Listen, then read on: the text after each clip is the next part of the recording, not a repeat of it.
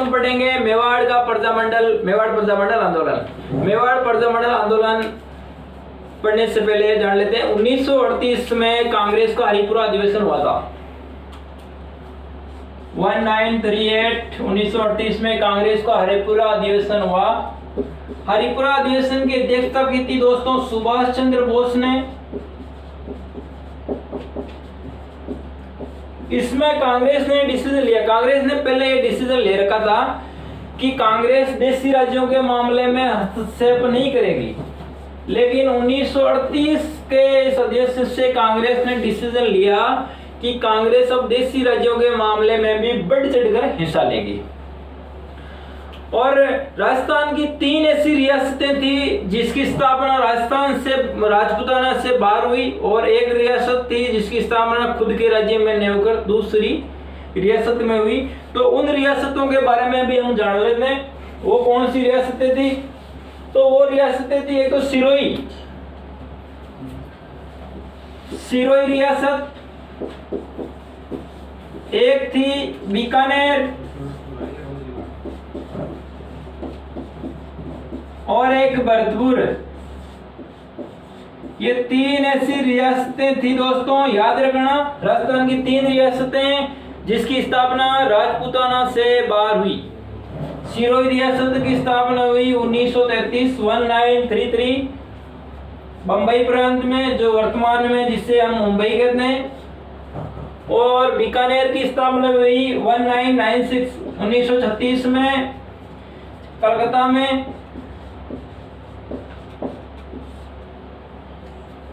मग्गाराम वेद के प्रयासों से, मुख्य आदमी था मग्गाराम वेद के प्रयासों से इसकी स्थापना हुई। और भरतपुर प्रजामंडल की स्थापना राज्य से बाहर हुई, भरतपुर की सीमा के नजदीकी रेवाड़ी हरियाणा में हुई। तो दोस्तों ये 3 रियासतें थी जिनकी स्थापना राजपूताने से बाहर हुई। सिरोही 1933 बंबई प्रांत में इसकी स्थापना हुई। बीकानेर 1936 कलकत्ता या कोलकाता में इसकी स्थापना हुई। भरतपुर की स्थापना रेवाड़ी हरियाणा में। और एक ऐसी रियासत जिसकी स्थापना हालांकि राजपूताना में हुई लेकिन खुद के राज्य में नहीं हुई, जैसलमेर। जैसलमेर प्रजामंडल की स्थापना हुई थी जोधपुर में की थी 1945 में मीठालाल व्यास द्वारा।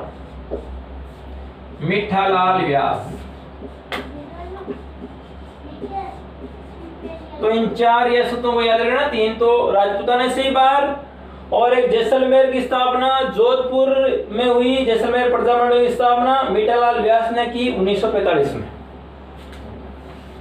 तो इसके बाद शुरू करते हैं जयपुर मेवाड़ प्रजामंडल आंदोलन के बारे में पढ़ेंगे। तो दोस्तों मेवाड़ प्रजामंडल आंदोलन में मुख्य क्रांति लाने का श्रेय मणिकेलाल वर्मा एमएल वर्मा को। मेवाड़ प्रजामंडल आंदोलन में मुख्य योगदान है एमएल वर्मा, मणिकेलाल वर्मा को। अब मेवाड़ प्रजामंडल की स्थापना कब हुई? तो मेवाड़ प्रजामंडल की स्थापना हुई थी 24 अप्रैल 1938 को। बलवंत सिंह मेहता नामक आदमी था, उनके घर इस प्रजामंडल की स्थापना हुई। बलवंत सिंह मेहता के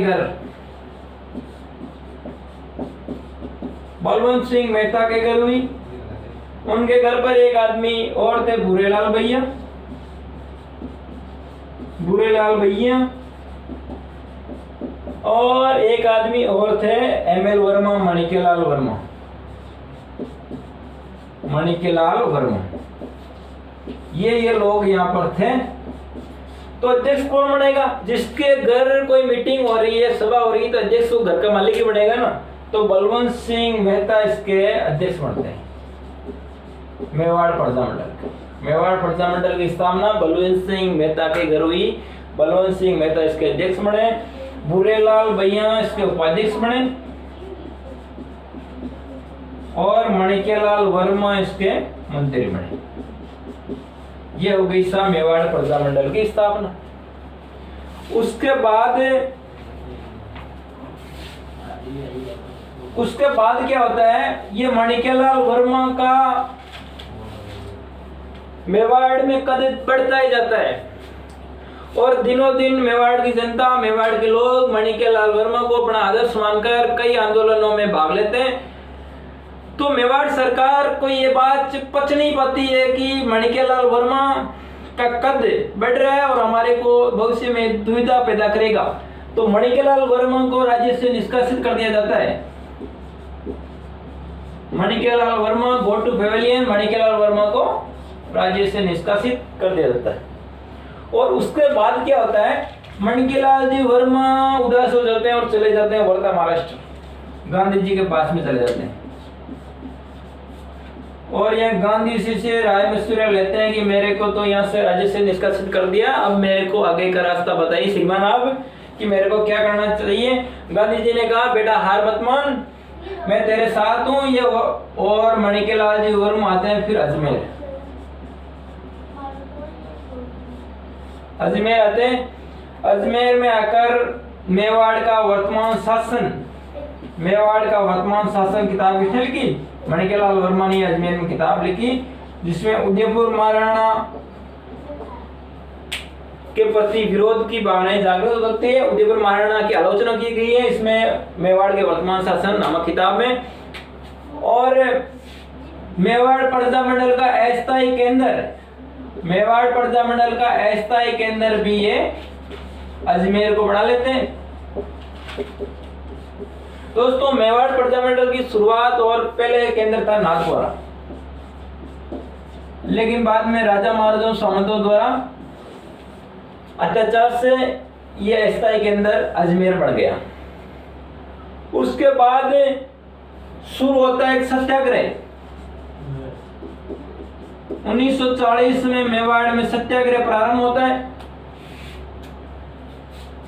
सत्याग्रह प्रारंभ होने से पहले ही, जब ये मेवाड़ में सत्याग्रह प्रारंभ होता है, उससे पहले भूरेलाल भैया नामक आदमी को ये मणिकेलाल वर्मा, बलवंत सिंह मेहता ये लोग कहते हैं कि तुम गांधी जी के पास जाओ और गांधी जी से राय मशविरा लो कि हमारे को क्या करना चाहिए। तो वो ये भूरेलाल जी भैया जाते हैं दिल्ली।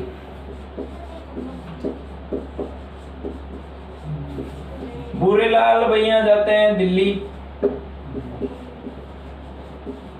और इधर शुरू हो जाता है मेवाड़ में, उदयपुर में 4 अप्रैल 1938 को विजयदशमी के दिन, 4 अप्रैल 1938 को थी विजयदशमी और विजयदशमी के दिन सत्याग्रह प्रारंभ हो जाता है इधर। और इधर भूरेलाल जी भैया उदयपुर स्टेशन पर, दिल्ली से उदयपुर स्टेशन पर आते हैं और उदयपुर स्टेशन से इनको गिरफ्तार कर लिया जाता है, पकड़ लिया जाता है। उदयपुर स्टेशन से पुलिस द्वारा गिरफ्तार कर लिया जाता है और इनको भूरेलाल जी भैया को सरड़ा जेल भेजा जाता है। सरड़ा जेल को क्या कहते हैं दोस्तों? सरड़ा जेल को कहते हैं मेवाड़ का काला पानी। मेवाड़ का काला पानी इतनी हार्ड जेल या कठिन जेल माना जाता है। सरड़ा जेल में, जिसे मेवाड़ का काला पानी कहा जाता है, वहां भूरेलाल जी भैया को कैद कर लिया जाता है और इधर सत्याग्रह शुरू हो जाता है। 4 अप्रैल 1938 को विजयदशमी के दिन सत्याग्रह प्रारंभ होता है। 250 लोगों को गिरफ्तार कर लिया जाता है और इसमें पहला सत्याग्रही गिरफ्तार होता है रमेश चंद्र व्यास नामक आदमी। ये भी बात याद रखना योग्य है कि मेवाड़ प्रजामंडल में गिरफ्तार होने वाला पहला सत्याग्रही रमेश चंद्र व्यास। और इसमें मणिकेलाल वर्मा, ML वर्मा की बेटी को भी गिरफ्तार कर लिया जाता है। मणिकेलाल वर्मा की बेटी भी इसमें गिरफ्तार होती है। इसका नाथद्वारा मुख्य केंद्र था, बाद में अस्थायी केंद्र अजमेर बनता है। और इधर सरड़ा जेल में भूरेलाल जी भैया कैद है और उसके कुछ समय बाद 1939 में 1939 में मणिकेलाल वर्मा, ML वर्मा को भी गिरफ्तार कर लिया जाता है और मणिकेलाल वर्मा को भेजा जाता है कुंभलगढ़ जेल में।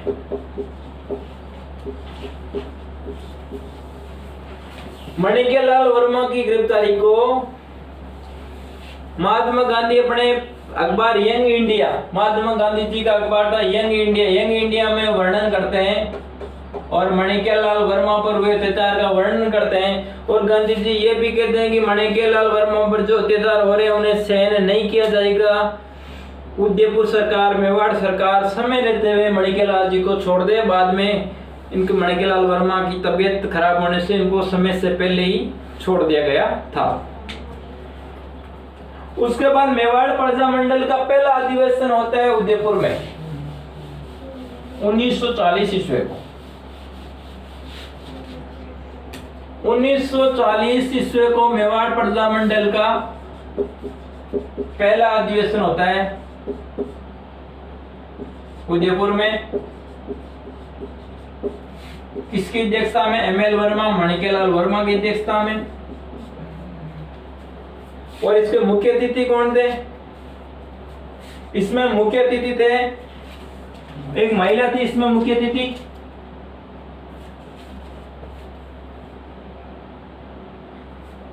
महिला विजयलक्ष्मी पंडित थी, जिसे तो खादी का उद्घाटन किया था, खादी चरखा का। इस अधिवेशन में खादी चरखा का उद्घाटन किया विजयलक्ष्मी पंडित ने। और आचार्य जेबी कृपलानी इसके मुख्य अतिथि थे। आचार्य जेबी कृपलानी 1940 ईस्वी में मेवाड़ प्रजा मंडल का पहला अधिवेशन हुआ, उदयपुर में हुआ।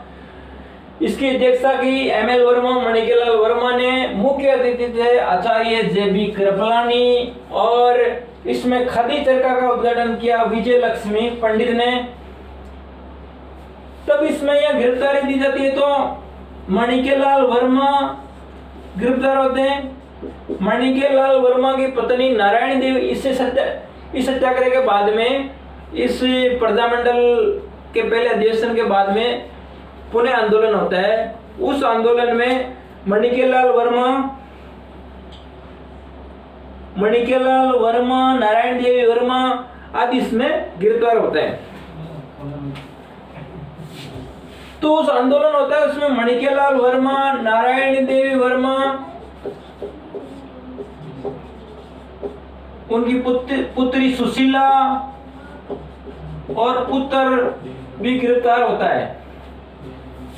तो नारायण पूरा परिवार गिरफ्तार होता है। तो एक क्वेश्चन बनता है यहाँ पर, राजस्थान का ऐसा क्रांतिकारी या ऐसा कार्यकर्ता जिसका पूरा परिवार गिरफ्तार होता है, तो नाम होता है माणिक्यलाल वर्मा का। माणिक्यलाल वर्मा की पत्नी, पुत्र सभी इसमें गिरफ्तार होते हैं। तो ऐसा क्रांतिकारी या ऐसा कार्यकर्ता जिसका पूरा परिवार गिरफ्तारी देता है माणिक्यलाल वर्मा। और मोहनलाल सुखाड़िया के सार्वजनिक जीवन का प्रारंभ, अगर क्वेश्चन आए तो मोहनलाल सुखाड़िया के सार्वजनिक जीवन का प्रारंभ भी 1940 के जो मेवाड़ प्रजामंडल का अधिवेशन हुआ था, 1940 का मेवाड़ प्रजामंडल का अधिवेशन, जिसकी अध्यक्षता माणिक्यलाल वर्मा ने की। मुख्य अतिथि आचार्य जेबी कृपलानी थे। इसी मेवाड़ प्रजामंडल अधिवेशन से मोहनलाल सुखाड़िया, जो लंबे समय तक राजस्थान के मुख्यमंत्री रहे, का सार्वजनिक जीवन का शुभारंभ हुआ। मोहनलाल सुखाड़िया। दोस्तों, अगर ये क्वेश्चन बने कि मोहनलाल सुखाड़िया के सार्वजनिक जीवन का शुभारंभ कब हुआ, तो 1940 के मेवाड़ प्रजामंडल के प्रथम अधिवेशन जो उदयपुर में हुआ, तब से मोहनलाल सुखाड़िया के सार्वजनिक जीवन का शुभारंभ हुआ, जो राजस्थान के लंबे समय तक मुख्यमंत्री रहे। तत्कालीन महाराणा भूपाल सिंह ने कैम मुंशी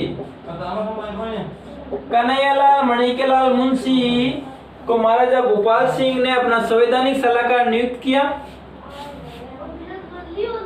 जो आगे केंद्र की सरकार में भी कैम मुंशी का महत्वपूर्ण योगदान रहा। 18 अप्रैल 1948 को उदयपुर, जो पूर्व राजस्थान संघ में आता है, संयुक्त राष्ट्र शामिल हो जाता है। 18 अप्रैल 1948 18 अप्रैल 1948 को उदयपुर का विलय किसमें हो जाता है? पूर्वी राजस्थान संघ। पूर्वी राजस्थान संघ में उदयपुर का विलय हो जाता है, और जब उदयपुर इसमें शामिल होता है पूर्वी राजस्थान संघ में, तो इसका नाम हो जाता है संयुक्त राजस्थान। तो उदयपुर इसमें शामिल हुआ, तो उदयपुर महाराणा भूपाल सिंह को इसका राज प्रमुख बनाया गया, और माणिक्यलाल वर्मा को इसका संयुक्त राजस्थान का पीएम प्रधानमंत्री बनाया गया। तो ये था हमारा मेवाड़ प्रजामंडल आंदोलन। जय हिंद, जय भारत, राम राम साहब।